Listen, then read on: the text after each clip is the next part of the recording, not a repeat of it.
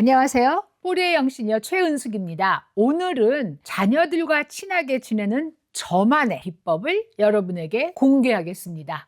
또 이렇게 했는데 우리 애들이 사실은 아니야라고 말할까봐 좀 걱정은 되는데 지금까지는 성공했다고 생각합니다. 자식들이 분가를 해서 가족을 꾸리고 사는 걸 보면요, 정말 대견할 때가 많아요. 또 섭섭한 일도 생기게 됩니다. 바로 이 섭섭할 때가 문제인데요. 저는 제가 섭섭한 마음이 들 때마다 내가 저 나이 때 우리 시어머님한테 어떻게 했지? 아니면 우리 엄마한테 어떻게 했지? 라고 생각을 하고 반성을 한 후에 그냥 참습니다. 물론 참다가 이제 화병이 될 수도 있어요. 그렇지만 화병이 될지언정 애들한테 얘기를 안 하려고 노력합니다. 저희 남편은 해야 된다고 해요. 근데 저는 안 합니다. 왜냐? 자식도 출가해서 가정을 꾸리고 살게 되면은요, 서로 남남으로 생활하는 거하고 다를 바가 없어요. 그런데 자식한테는 남들한테 하는 것보다 훨씬 배려를 많이 해주고 이해를 해줘야 되는 거지, 남들한테 하는 만큼 하거나 남들한테 하는 것보다 못하면 안 되는 거 아닌가라는 생각을 저는 하고 있거든요. 나름 받잖아요. 우리가 뭐 시집에서도 받고 친정에서도 받고 막 이런 그런 받았던 스트레스를 우리 애들한테는 주고 싶지 않습니다. 내가 세상에서 제일 사랑하는 사람인데요, 스트레스를 안 주는 게 당연한 거 아닌가요? 아이들이 출가한 후에 규칙을 하나 정했어요. 첫 번째는 2번의 명절 중 한 번만 우리 가족이 모인다. 미국은 명절이라고 해야 추수감사절, 크리스마스 이렇게 1년에 2번뿐이에요. 그런데 이 2번뿐인 명절이 또 한 달 안에 모여 있어요. 추수감사절에 딸내하고 아들내가 전부 우리 가족이 이렇게 모였다. 그러면 크리스마스 때는 사돈 쪽에 모임을 하라 이거죠. 딸은 시어머니, 시아버님 계신 대로 가고 아들은 장인, 장모님 계신 그쪽 집안에 모임을 해라. 그러다 보니까 사돈댁 가족들도 같은 규칙이 생기게 된 거예요. 그리고 2번째 규칙은요, 집에서 모이지 말자입니다. 미국이요, 땅덩어리가 정말 커요. 그리고 이제 가족들이 멀리 떨어져 살다 보니까 이게 한 자리에 모인다는 게 사실은 쉽지 않아요. 저희도 딸내는 캘리포니아, 저희는 조지아, 아들내는 노스캐롤라이나에 살거든요. 올 때 갈 때 뭐 시간 빼고 트래픽 걸리고 어쩌고 하면은요, 실제로는 하루 이틀 겨우 얼굴 보고 그리고 밥 먹고 흩어지게 되는 거예요. 그 손주들이 생기고 나니까 이게 한꺼번에 모이는 일이라는 게 정말 쉽지 않아졌어요. 아기가 거의 뭐 2년꼴로 한 명씩 태어났나? 그러다 보니까 이 애들이 기저귀 가방 챙겨야죠. 비행기 타고 올 때 카시트, 스트롤러 이거 다 비행기에 실어야죠. 운전을 하면은 뭐 몇 시간씩 해야 되죠. 이러다 보니까 한번 온 가족이 모인다는 게 큰 부담이 될 수밖에 없겠더라고요. 그래서 저는 차라리 명절에 우리가 다 같이 놀러 가자. 이 명절 때 놀러 가는 거는 사실은 애들이 대학을 다닐 때 시작했던 거거든요. 이제 대학을 가고 나면 집에 와서 사실 뒹굴거리잖아요. 그 꼴이 좀 보기 싫더라고요. 그래서 우리 크리스마스에는 좀 놀러 다니자. 그래서 놀러 다닌 거가 연결이 된 거죠. 그러다 보니까 이제 명절에 떠난다가 우리 가족의 전통이 돼버린 거예요. 집에서 모이지 말자 그랬잖아요. 그러니까 여행을 가서 모이면 에어비앤비에서 가족이 함께 모이는 이게 전통이 돼버린 거죠. 이렇게 멀리 가지 않아도 되는 장소를 주로 애들이 정합니다. 저희 부부는 좀 멀리 가도 된다고 제가 선포를 했어요. 아직은 제가 뭐 다닐 만한 체력이고 아기들을 데리고 움직이는 저희 자녀들, 그 애들이 동선이 좀 짧은 게 낫겠다라고 생각을 한 거죠.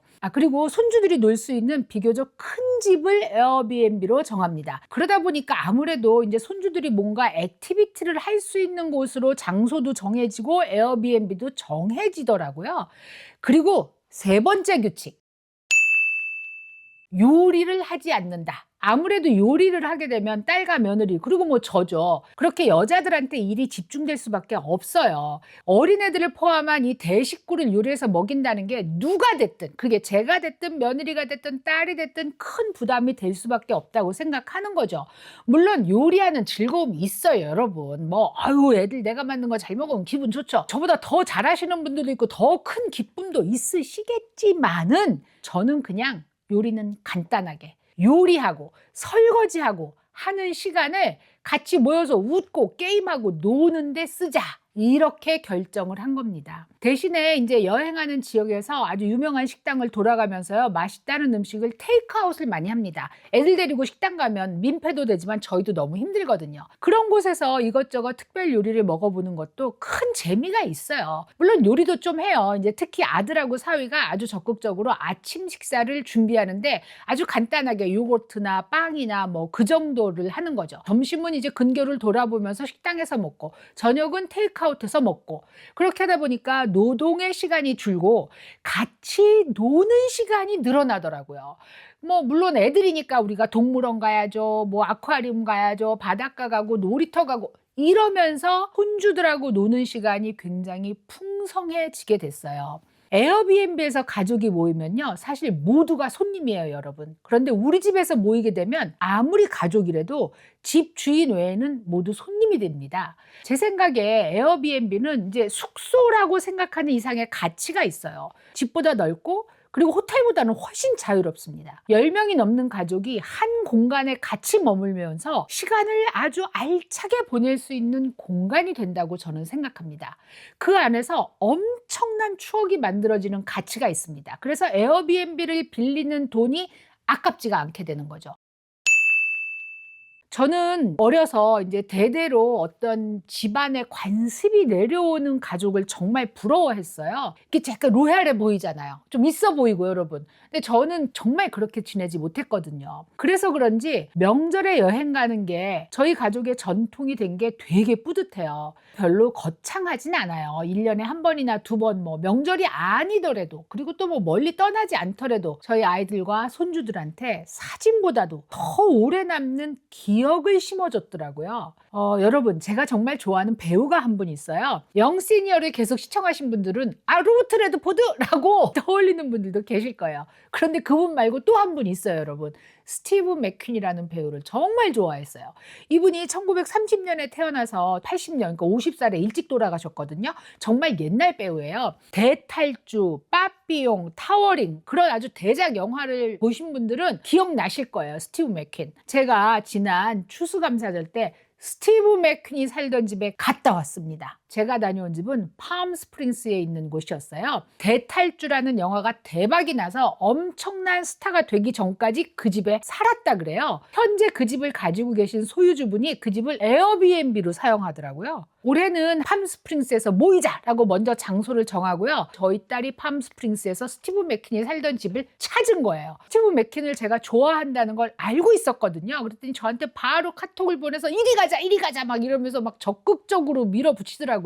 가봤더니 집안 곳곳에 스티브 맥퀸의 자취가 아직도 남아 있었어요. 물론 이제 사진도 벽에 뭐 여기저기 많이 걸려 있었는데요. 야외에 수영장 옆에 스티브 맥퀸이 썼던 벤치와 테이블도 그대로 배치가 돼 있고, 수영장도 그대로 있고, 그때 붙었던 사인도 그대로 붙어 있더라고요. 거실에 스티브 맥퀸 사진첩이 이렇게 놓여 있었거든요. 그래서 딸하고 사위하고 제가 그걸 들여다보면서 얘네들은 그 영화를 못 본 거예요. 그래서 그 영화도 얘기하고, 영화를 얘기한 김에 내가 그 리즈 시절, 나의 젊은 시절에 대해서도 막 얘들한테 신나갖고 이제 떠들고. 하여튼 그러면서 우리 사이에 또 하나의 큰 추억, 큰 공통점을 만들었어요.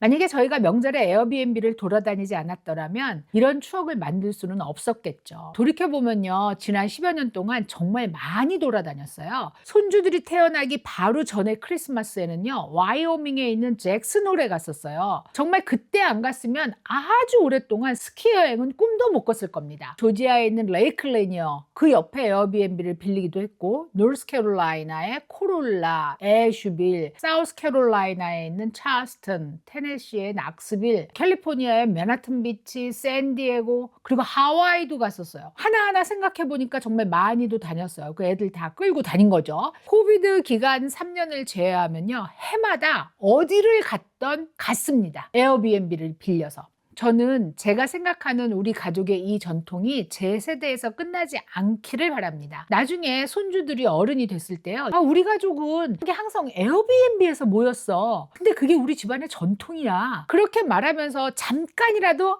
우리 할머니가 거기 있었네. 할머니랑 거기서 동물원을 갔었네. 하고 떠올리기를 정말 소원합니다. 전통이라는 게 오래돼서만 전통이라고 하는 게 아니고요. 반복해서 계속 하게 되면 그게 전통이 아닌가라고 저는 생각합니다. 벌써 올해 어디를 갈까를 카톡방에 모여서 고민하고 있어요, 여러분. 그렇다면 이미 우리 가족의 전통은 시작된 거 아닐까요? 여러분은 어떤 전통으로 여러분 가족의 추억을 만들어 나가고 계신지 정말 궁금합니다. 시청해 주셔서 감사합니다.